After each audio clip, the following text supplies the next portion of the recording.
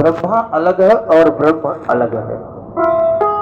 यह निर्गुण निर्विकार निर्विशिष्ट जो ब्रह्म है, बिना पग चल सुने बिन खाना, बिना पग चल सुने बिन खाना, बिन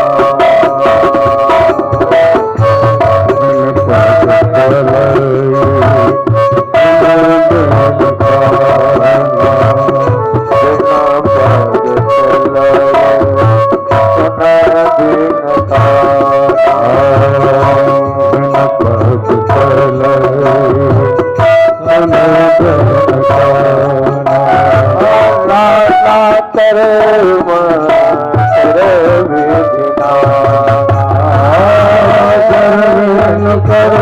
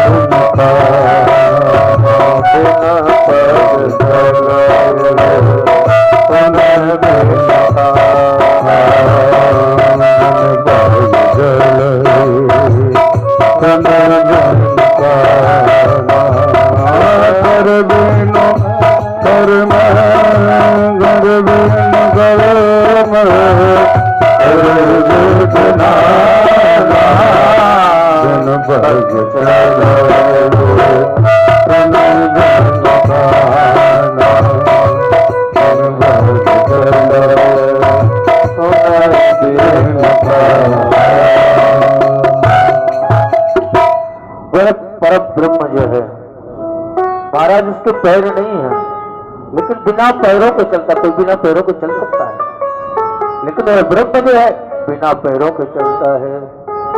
सुने बिन काना, कान भी नहीं है तो भी हमारी आवाज को सुन लेता है। ऐसा ब्रह्म एक दिन बैठे सोच रहा था कि एक से अनेक हो जाऊं। राजन, वह ब्रह्म नीर रूप में, नीर किसको बोलते हैं? जल को। नीर रूप में वह ब्रह्म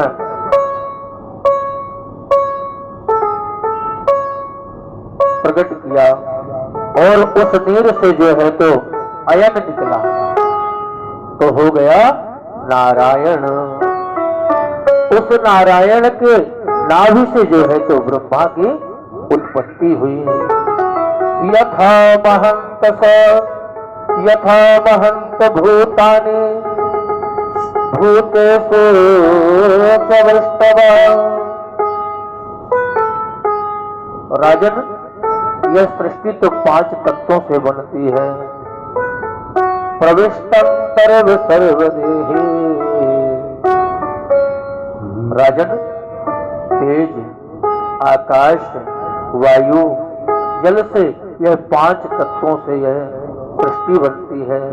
क्षितिज जल पावक गगन समेरा, जल पावक गगन समेरा, क्षितिज जल पावक गगन समेरा, क्षितिज जल पावक गगन समेरा, पंख अधम शरीरा, मंत्र मदन शरीरा, चित जल पावक, चित जल पावक, चित जल पावक। 5 तत्वों से यह शरीर बनता है। चाहे मनुष्य का शरीर हो, चाहे चींटी का शरीर हो, चाहे हाथी का शरीर हो। राजन, जितनी भी सृष्टि बनी हुई है, चराचर जितनी भी योनियां बनी हुई है, ये योनि 5 तत्वों से बनती है। भगवान के विराट स्वरूप का वर्णन किया है। और राजन, भगवान का तो स्वरूप जो है विराट है। नारायणः परा वेद नारायणः परा तप नारायणः परा लोका नारायणः परा मता नारायणो वेदो नारायण परा तप नारायणं परम ज्ञानं नारायणं परा गति। राजन, नारायण तो परम योग है, नारायण तो परम ज्ञान है और सर्वस्व जो है नारायण है। राजन, उस नारायण का विशाल स्वरूप है। हे राजन, वही श्रीमन नारायण ने ब्रह्मा को चतुर श्लोकी भागवत प्रदान करी और चतुर श्लोकी भागवत का जो है सुंदर उपदेश दिया। परीक्षित ने पूछा, महाराज क्या भगवान जाति पाति देखते हैं कि नहीं, भगवान छोटा बड़ा देखते हैं कि नहीं। आचार्य सुखदेव जी ने कहा, राजन भगवान न छोटा देखते न बड़ा देखते, भगवान तो समदर्शी हैं, भगवान सबको एक समान देखते हैं। राजन,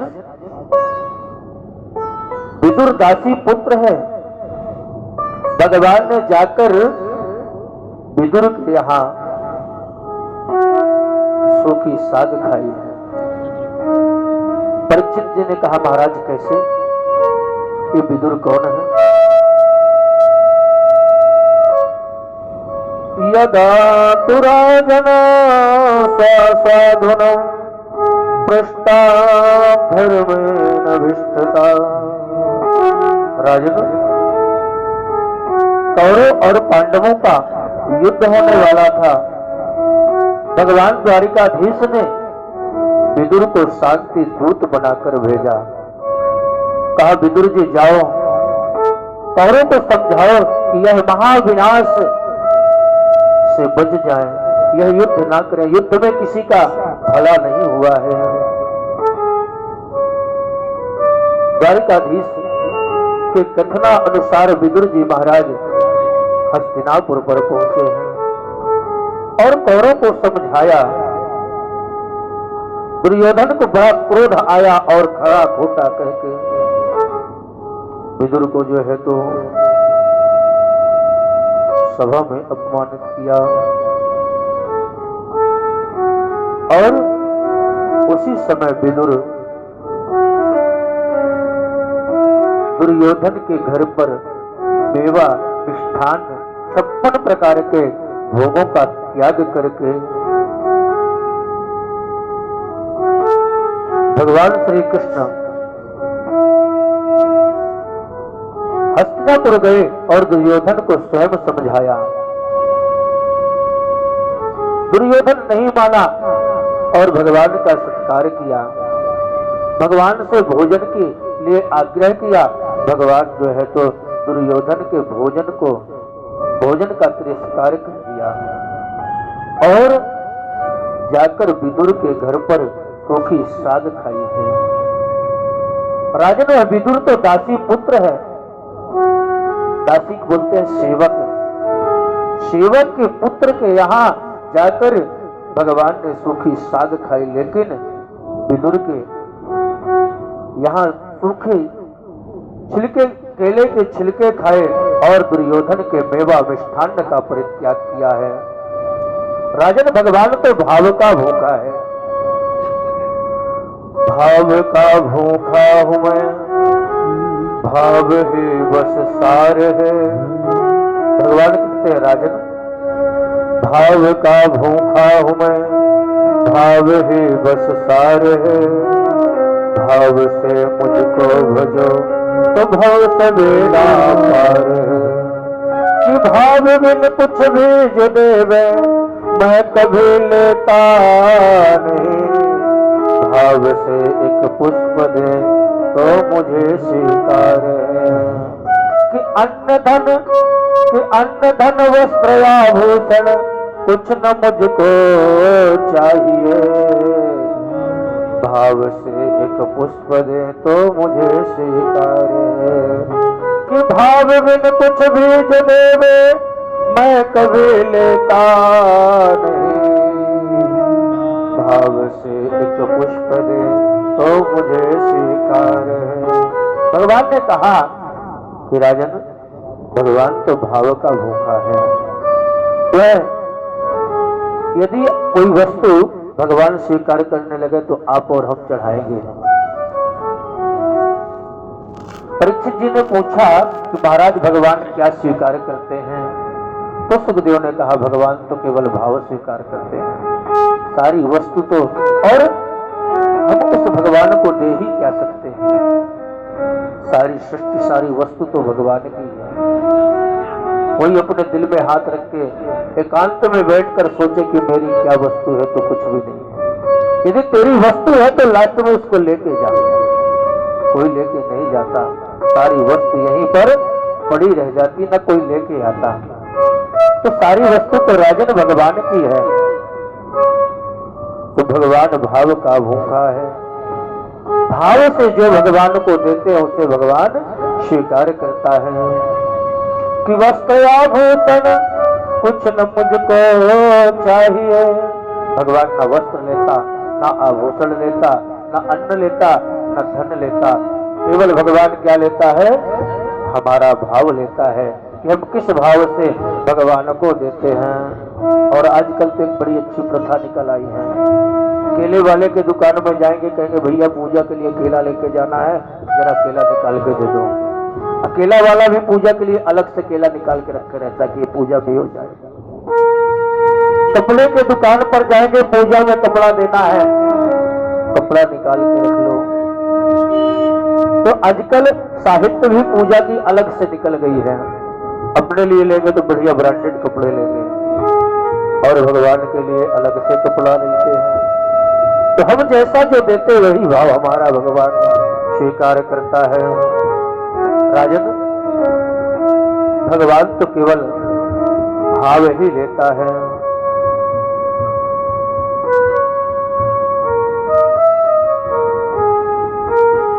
राजा परीक्षित ने पूछा महाराज, यह विदुर और उद्धव की भेंट कैसी हुई? सोहं सर्व में हरण्यो नड़ा विभो।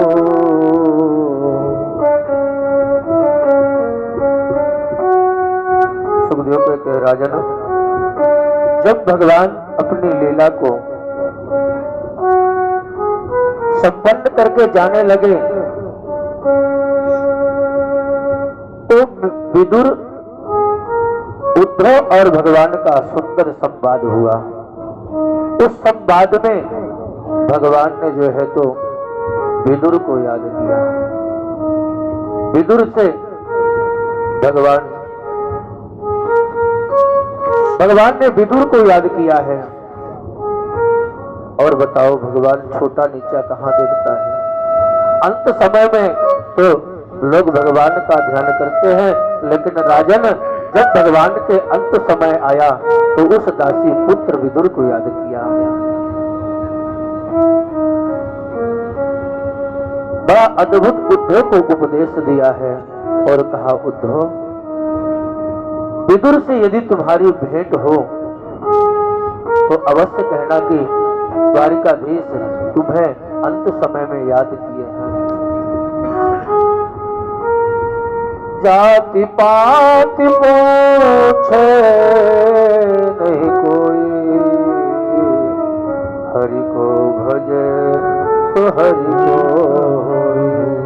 राजन, भगवान जाति पाति नहीं देखता, भगवान छोटा बड़ा नहीं देखता, भगवान तो समदर्शी है। उद्धव जी और विदुर की भेंट हुई है और उद्धव जी ने कहा कि विदुर, जब द्वारिकाधीश अपना लीला संपन्न करके स्वधाम जा रहे थे तो तुम्हें याद किया और कुछ तुम्हारे लिए उपदेश भी दिए हैं। वह उपदेश मैत्रेय मुनि के पास है।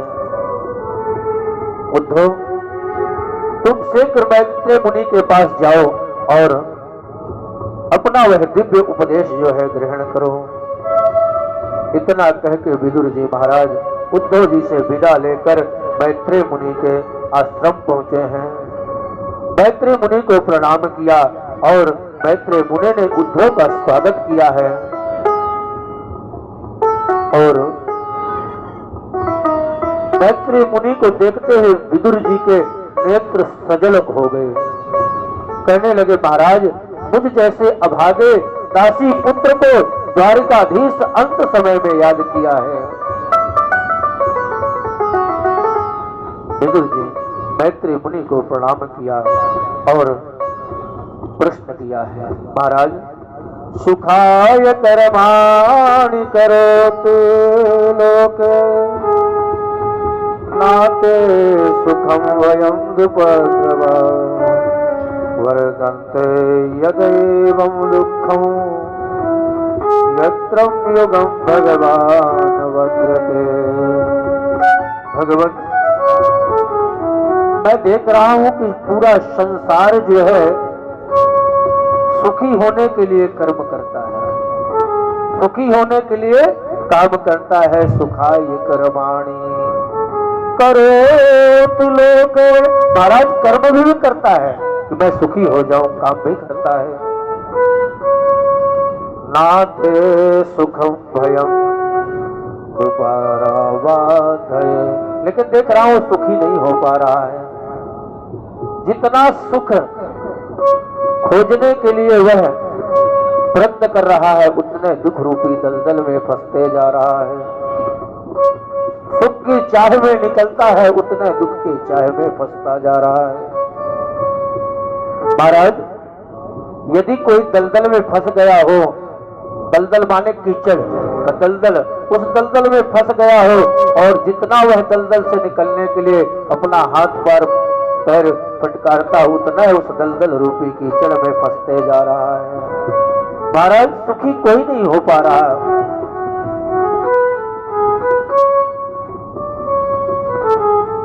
सुख के लिए सुखी होने के लिए सुबह से लेके शाम तक मेहनत करता है, परिश्रम करता है, लेकिन सुखी नहीं हो पा रहा।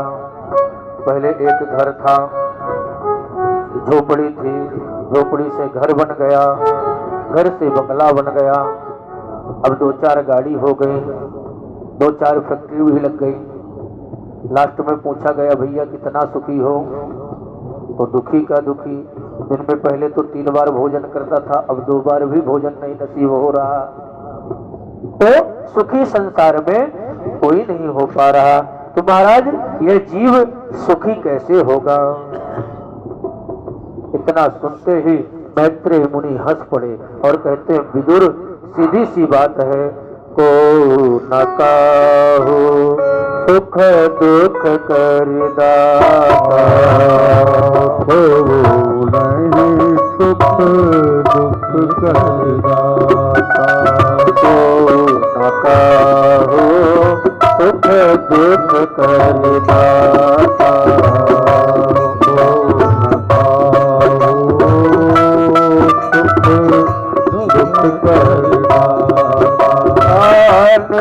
जगत कर्मा भोग सब बाता, कर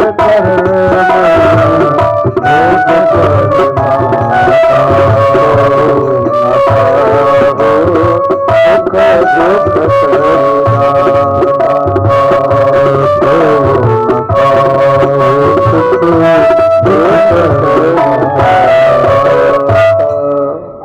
मैत्रेय मुनि ने कहा राजन विदुर, कोई किसी को सुख नहीं देता, ना कोई किसी को दुख देता। राजन को न काहू सुख दुख करी दाता, कोई किसी का सुख और दुख का दाता नहीं है। निज कृत कर्म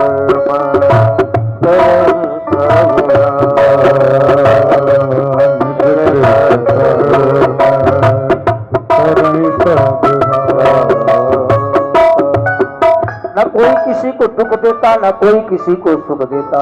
व्यक्ति सुख और दुख अपने कर्मों से प्रकट करता है। विद्यार्थी को कहा जाए कि भैया पढ़ाई करो, तो पढ़ाई न करे तो अपने कर्मों से दुख प्रकट करेगा। सकल पदार्थ यही जग माहे, सकल पदार्थ यही जग माहे, सकल पदार्थ यही जग माहे, सकल पदार्थ यही जग माहे। कर्म है नर पावत नाहि, कर्म है नर पावत नाहि, सकल पदार्थ यही जग माहे,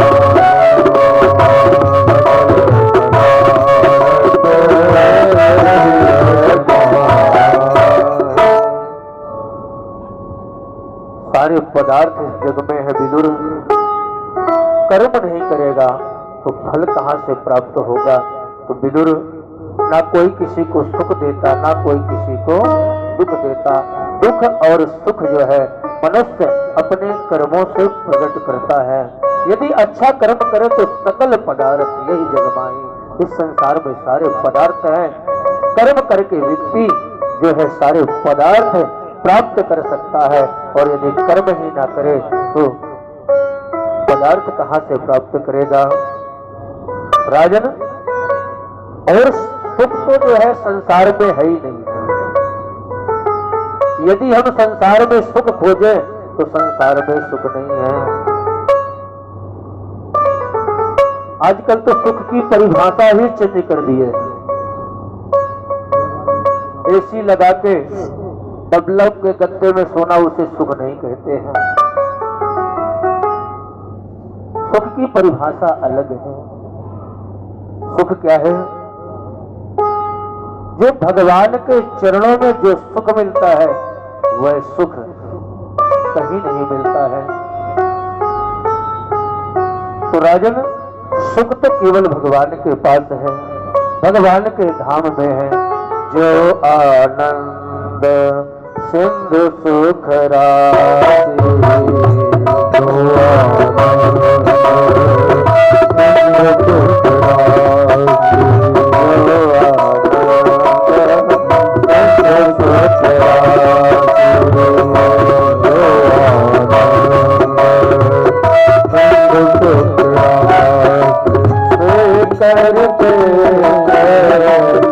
करते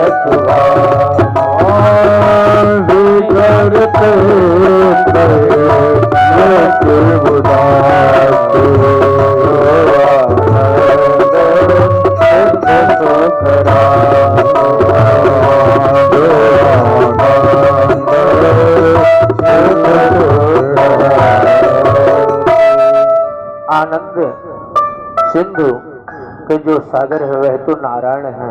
राजन, सच्चा सुख यदि है तो भगवान के पास है।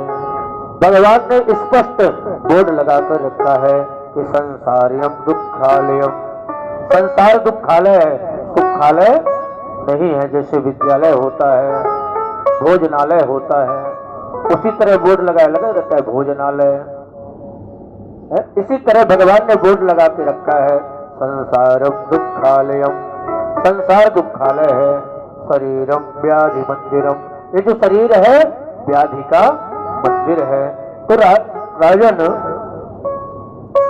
भगवान ने स्पष्ट बोर्ड लगा के रखा है कि संसार में सुख नहीं है, और यदि हम संसार में सुख खोजेंगे तो हमें दुख तो मिलेगा ही। एक जो है गुरु जी थे, गुरु जी ने अपने शिष्य को कहा, बेटा जाओ बढ़िया आम लेकर आओ, पके पके बढ़िया मीठे स्वादिष्ट आम लेकर आओ। शिष्य पहुंचा दुकान पर, दुकान वाला जो है तो बढ़िया पीले पीले आम रखा था, लेकिन ऊपर बोर्ड लगा कर रखा था नकली आम की दुकान। ऊपर बोर्ड में लिखा था नकली आम की दुकान। और शिष्य बोर्ड देखा नहीं, आम ले जाकर बोला, भैया कितने रुपए किलो आम है? दुकान वाला ने कहा 200 रुपए किलो आम है, 5 किलो दे दो। तो आम लेकर गया, गुरुजी से बोला गुरुजी मैं आम लेकर आ गया हूँ। गुरुजी ने कहा बढ़िया ठंडे पानी पे डाल दो, 1-1.5 घंटे बाद आप बढ़िया ठंडे हो जाएंगे तो खाएंगे। शिष्य बाल्टी में पानी भरा और उसमें आम रखा और 1.5 घंटे बाद देखा तो सारे आम मिट्टी बन गए। गुरुजी ने देखा बेटा ये आम क्या हुआ? बोला गुरुजी मैं तो आम लेकर आया था। गुरुजी ने कहा बेटा तुमको यह दुकान वाला ठग लिया, आम की जगह मिट्टी दे दिया। अरे नहीं गुरुजी मैं तो आम लेकर आया था, बढ़िया पीले पीले आम थे। गुरुजी ने कहा चलो उस दुकान पर। गुरु चेला दुकान पर पहुंचे और दुकान वाले से कहा गुरुजी ने कि अरे दुकान वाले तुमने मेरे शिष्य को ठग लिया, तुमने जो है तो आम की जगह मिट्टी के आम दे दिया। दुकान वाले ने कहा महाराज मेरी गलती नहीं, मेरे इसमें लिखा है हरे नारायण नारायण नारायण श्रीमन नारायण नारायण नारायण श्रीमन नारायण नारायण